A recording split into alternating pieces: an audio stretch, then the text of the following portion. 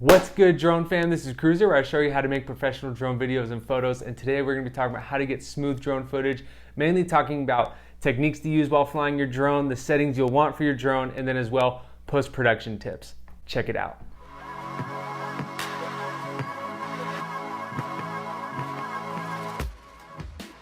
So like I said at the beginning of the video, we're gonna be talking about how to get smooth drone footage. And a big mistake that I make while flying my drone is taking off, kind of getting into the shot that I want, and then starting to fly, and then losing control of the knobs or of the gimbal, and pretty much just making some kind of small jerk movement, kind of wig it out a little bit, and some awesome shot totally gets ruined by a little mistake I make. And then when I go into post-production and I'm trying to edit it, I'm having to cut before or after that part and use whatever that is, so it cuts my clips in half, and it's super annoying.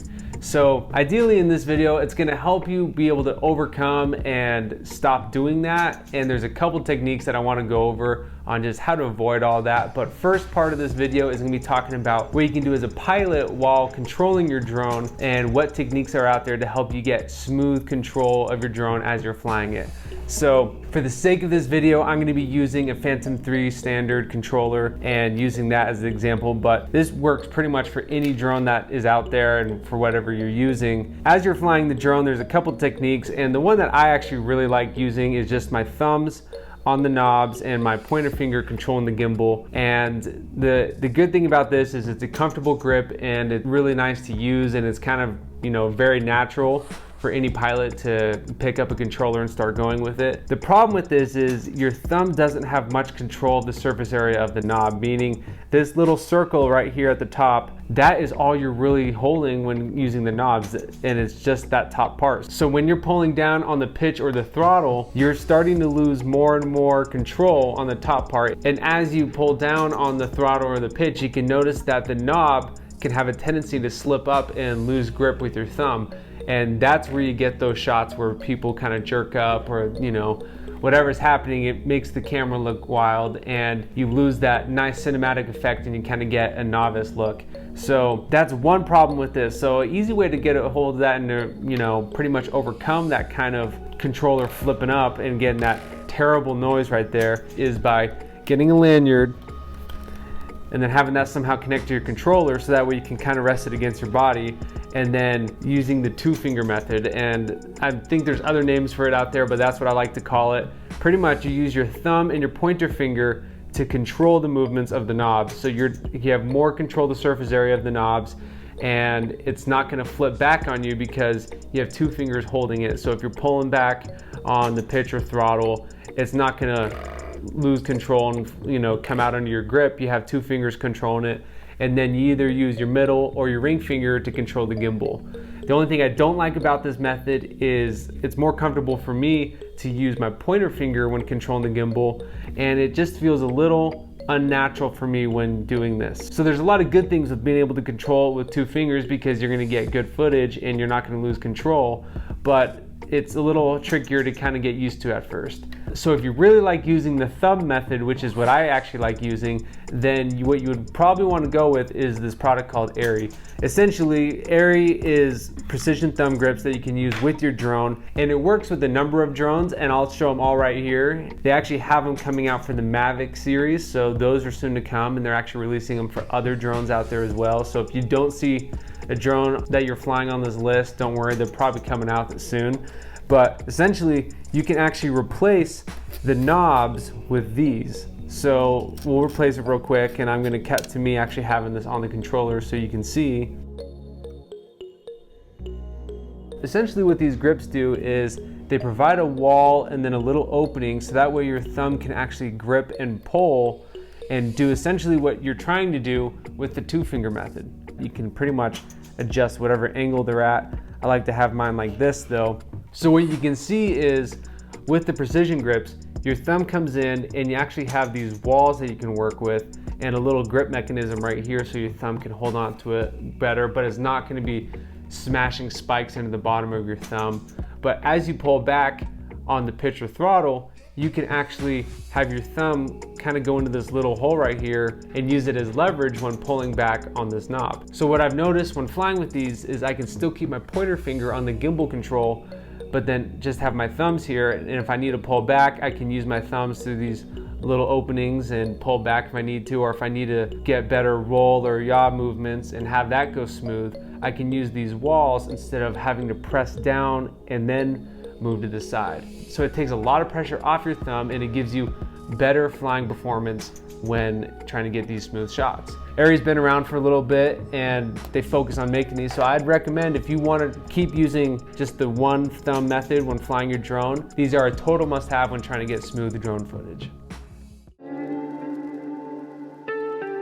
Okay, so what we have here is a Mavic 2 Pro. I'm going to be using this for the examples, going over the settings.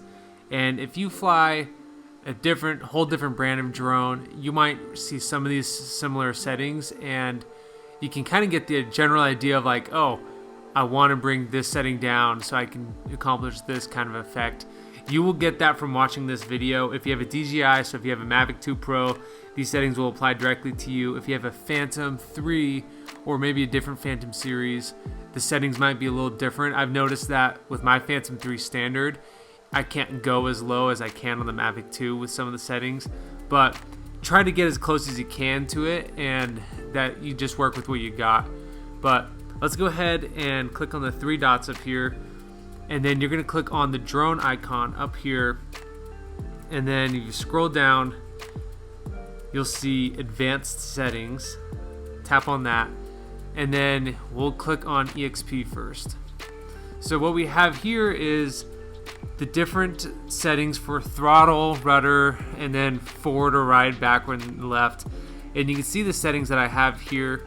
I have 0.25, 0.20, and 0.25. These pretty much help me accomplish a really nice orbit. So when I'm trying to get a good orbit, or if I'm moving the drone laterally left or right, it gives me nice smooth effect with that. Pretty much it eliminates jittery movements that you have here, and essentially when you bring these numbers to, when you bring them down to these numbers, because I think they're originally at like 0.4 or 0.5, when you bring it to these kind of numbers, it actually gives you nice control when you push any of the joysticks 3/4 of the way. So normally if you were pushing 3/4 of the way, you'd be moving pretty fast, but this kind of slows it down, so that way if you're having to make movements not as suddenly, but you're trying to make a change in a movement, it's not going to appear sudden and give you a jittery movement. Before I continue, I just want to say I want to take credit for all of these different settings, but my good buddy Keith at Alien Drones, he actually has done a really good in-depth video on all these settings, and that's where I was able to get these settings from. So make sure to go and check out his channel. I have a link in the description and up here in the top right hand corner, but his channel has awesome content, especially for drone pilots. So we're going to move on and go to sensitivity settings, and you'll see we have attitude, brake, and yaw movement limit. So with the attitude and brake, I kept these at 100, and the reason I kept them at 100 is because I don't really want to mess them too much, especially with brake. Essentially what brake does is, with the lower number, how much does it affect your drone coming to a stop? So if it's a lower number, it's going to coast more to a stop, and I want my drone to be able to stop when I need it to. That's why I left it as it is. But the yaw endpoint, I brought that down into 80%. It could be between 70 to 80%. Pretty much what that yaw endpoint does is when you're pushing down on the joystick all the way, you're pushing 100% on that, it's only going to move 80%. So it just gives you a little bit smoother movement with that, and you'll notice the difference when you have this setting set between 70 and 80%. If we click on the camera symbol down there, this is where our gimbal settings are, and we'll want to click on advanced settings. And then we have a couple different ones here. We have max gimbal pitch speed. And what you want to do is you want to set that between a 5 and a 10. And that pretty much is when the gimbal is moving, how fast is the gimbal actually moving? So when you're wanting to do your pan shots, you want to make sure you have a nice slow cinematic look to your pans. So if that number is higher, when it's a higher number, it's going to move really fast and you're not going to be able to accomplish those nice smooth shots. So that's why it's brought down so low. So I'd recommend between a 5 and a 10 range. Mine is at a 6. And then gimbal pitch smoothness. What this setting does is how much can the gimbal coast to a stop. So for example, if you're panning up and you let go of the gimbal, it will kind of coast to a stop when you have it set at 20. That will get you a nice smooth coasting effect when you let go of the gimbal. Otherwise, I think normally it just kind of stops, and that adds to the jitteriness of it, and that really takes away from getting your smooth drone footage. So now that I've shown you techniques and settings that you can use to get smooth drone footage, we're going to be talking about how to get smooth drone footage in post-production. And I would recommend this more as a cherry on top instead of really fixing big bad movements that you get while flying your drone. This is more of, you know, if there's bad wind conditions or the drone's a little shaky, this evens it out. And I'm going to be showing you an iMovie today because a lot of users have iMovie. It's free to use if you have a Mac. But if you have Premiere Pro, Final Cut Pro, DaVinci Resolve, I'm going to leave links in the description of other videos that'll show you how to get this stabilizing effect. But if you have iMovie, I'll show you this real quick. What you want to do is bring in the clip you want. And so as you see here, I have this clip flying over Utah Lake, and if I press play, you can see that the footage is actually pretty shaky, and I think that's just in part because of the drone I was flying and also just kind of the wind that was going on. But you can see that it's a little shaky, and an easy way to fix that in post-production here in iMovie is to click on the clip, click right here, and then stabilize shaky video. And you can set this to any percentage. Usually this 33% here gets the job done. If it's really bad, you can bring it up to 100. So I actually brought it up to 100 in a clip that I've already stabilized, but you'll click that and then it should take care of the shaky footage. And if it's not getting the effect you want, then you can bring that up even more and it can stabilize it to the fullest effect that you want. And here you can see the footage on the left is the unedited footage, and then the footage on the right is the stabilized footage. And you can see a difference there, but this is simply how you can do it in iMovie. Keep in mind that the stabilizing effect only works for footage where it's shaking a little bit. But if you have shots where there's really jittery movements from you controlling the drone, this won't be able to fix that. If you found the tips in this video helpful, make sure to go and give this video a like, and then as well, in the description, there will be a link to the Airy Precision drone grips if you want those. And if you want to learn how to make professional drone videos and photos, I post videos weekly, so make sure to go and subscribe to my channel. Otherwise, drone fam, thanks for watching. See you in the next video.